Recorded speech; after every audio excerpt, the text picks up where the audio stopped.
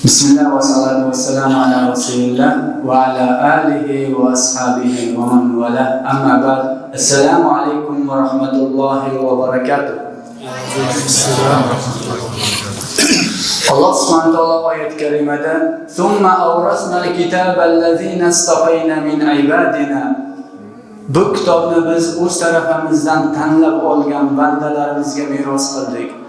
Haqiqatan qaraydigan bo'lsak, madrasaga juda ko'p o'quvchilar yozdirib, Qur'on yodlashga hammaning ota-onalari oshiq bo'ladi, lekin davra tugagan paytda qarasak, sanoqli o'quvchilarimiz tugatib, bu merosni qo'lga kiritgan bo'ladi. Nabiy sallallohu alayhi vasallam hadislarida ahlul Qur'on hum ahlulloh va xossatuh dedilar. Qur'on ahli Qur'onni haqiqiy yodlagan va bunga amal qilgan va buni boshqalarga o'rgatganlar bu Allohning haqiqiy xos bandalari bo'ladi. Hozir men Qur'onni juda qisqa muddatda yodlagan o'quvchimiz Bilol Jobirga beramiz. Bilol Jobir, keling. A'udhu billahi minash shaytonir rojim. Wa kadhalika awhayna ilayka ruhan min amrina ma تدري ما الكتاب ولا الإيمان ولكن جعلناه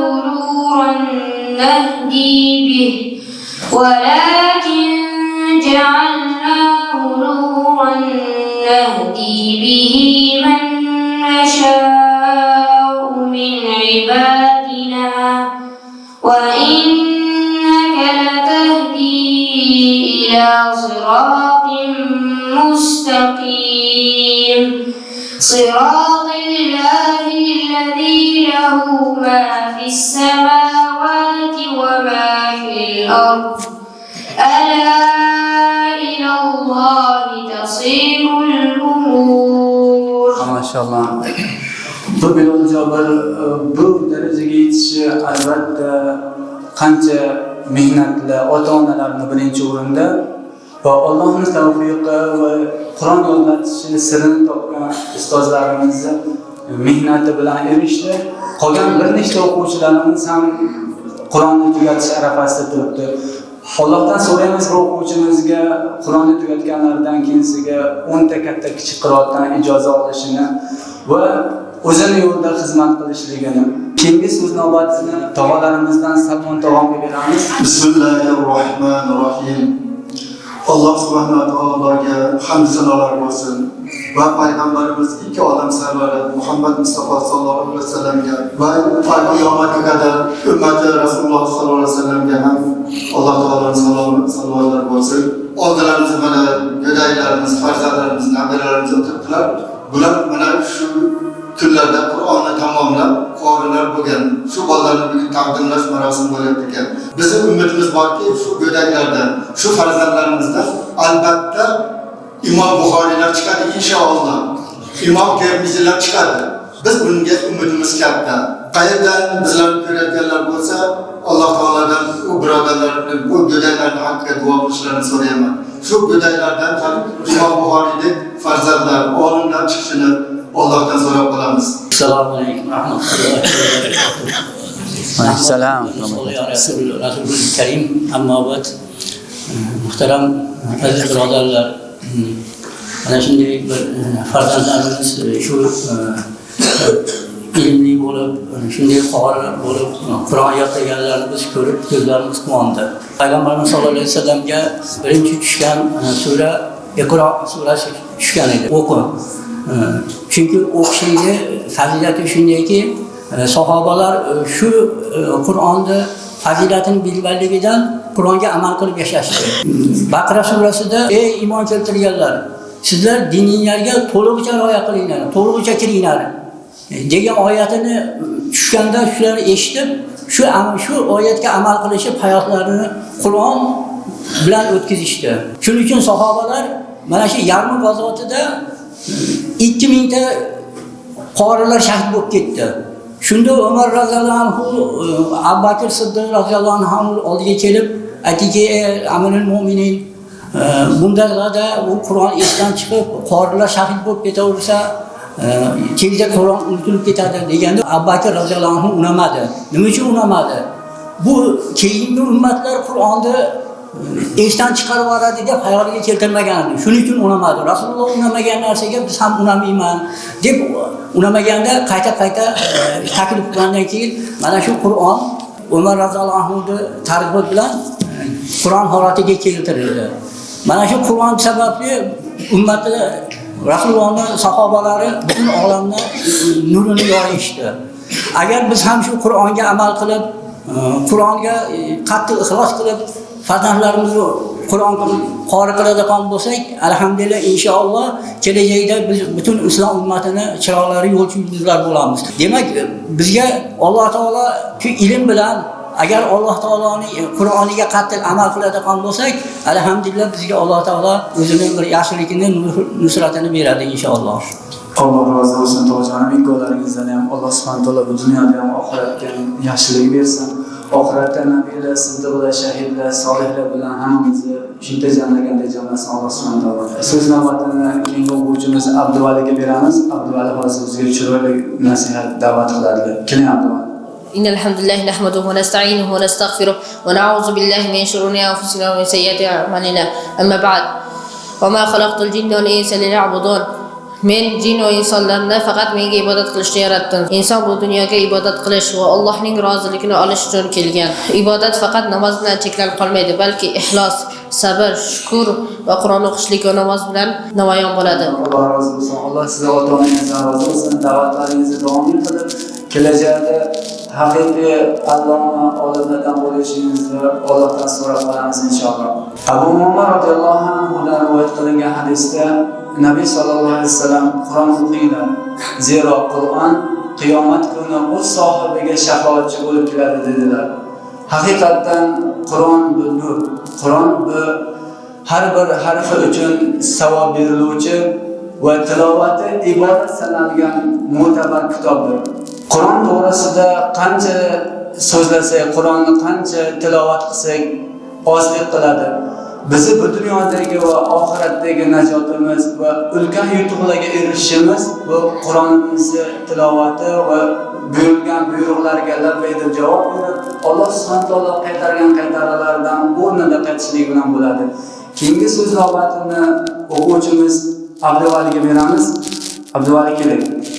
سأقبل يا خالقي من جديد كما أنت مني إلهي تريد وأرجو إذا أنت تقبلني جنان الخلود ومنك المزيد عصيتك ربي فأمهلتني وتسترني رغم أني عنيد لأنك ربي غفور ودود رحيم بكل الورى والعبيد أتيتك يا خالقي باكيا ودمع الأسى كل حين يزيد فقد قلت في الآي لا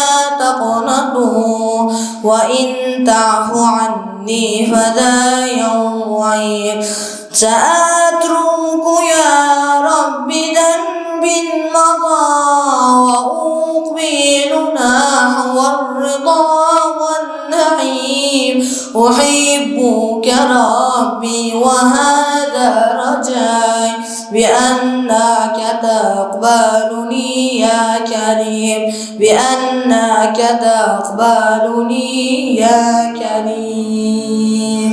Bizi oldindan kuzatib olgan birodarlarimiz, oldingi ko'rsatuvlarimizdan, oldingi videolarimizdan ma'lum sonini tugatib, Qur'onga tushgan o'quvchilarni ko'rardilaringiz aziz birodarlar, tog'alarim.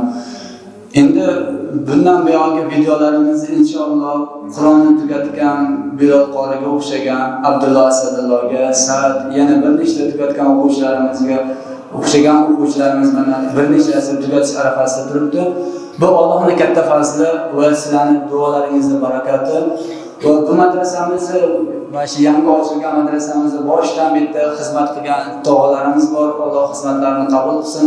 Va shu kungacha bizni qo'llab-quvvatlab turgan birodarlarimizning hammasiga duo qilayotganlarga, yo jismoniy xizmat qiladiganlarga, va mollari bilan yordam berayotganlarga alohida minnatdorchilik bildirib qolamiz. Albatta bu ishlar bir kishi, ikki kishi bilan emas ekan, bir nechta kishilar bilan, bir nechta jamoat o'laroq qilinadigan xizmatda baraka bo'lar ekan va bundan keyingi inshaalloh videolarimizda Qur'onni tugatganini ham ijoza oladiganlarni ko'rasizlar inshaalloh. Bilal Jobir bu o'quvchimiz mana kelganlarga 3 oy bo'ldi. Allohning fazli bilan Qur'onni tugatdilar. Bu o'quvchimizga birinchi o'rinda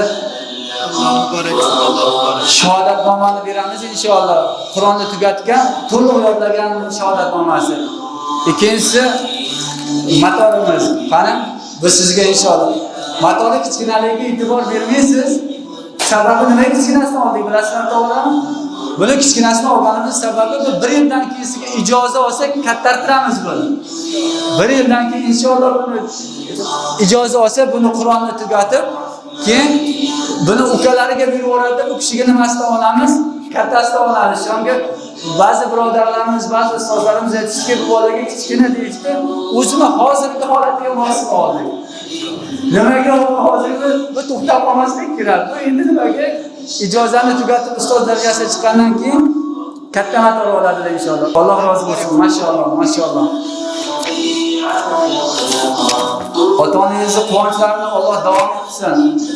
Keyingi o'quvchimiz Abdullah Hanafiy, keling. Bu o'quvchimiz 27 bor yodlagan. Tugatishiga ozgina qolgan. Inshaalloh Ramazonga yaqin, Ramazonning ichida tugatib oladi inshaalloh. Mashalloh. Mashalloh, mashalloh. Chiqsa yo'qsa. Mashalloh. Mashalloh. Alloh qabul qilsin. Keyingi o'quvchimiz Ali Abu Sulaymon, keling. Mashalloh, Alloh rozi bo'lsin. Bu Alijonning eng aktiv o'quvchilarimizdan.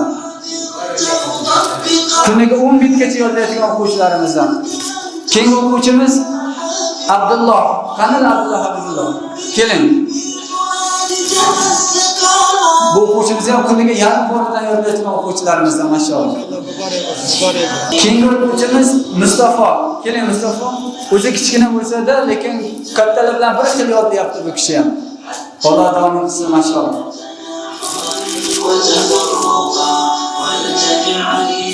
Keyingi o'quvchimiz madrasam doim pokizda saqlashda aktiv ishtirok etayotgan ustozlarimiz hammasi bu kishini juda qattiq yaxshi ko'radigan o'quvchimiz Abubakirga beramiz. Abubakir keling. Mashalloh. Alloh rozi bo'lsin sizdan. Alloh rozi bo'lsin hammalaringizdan.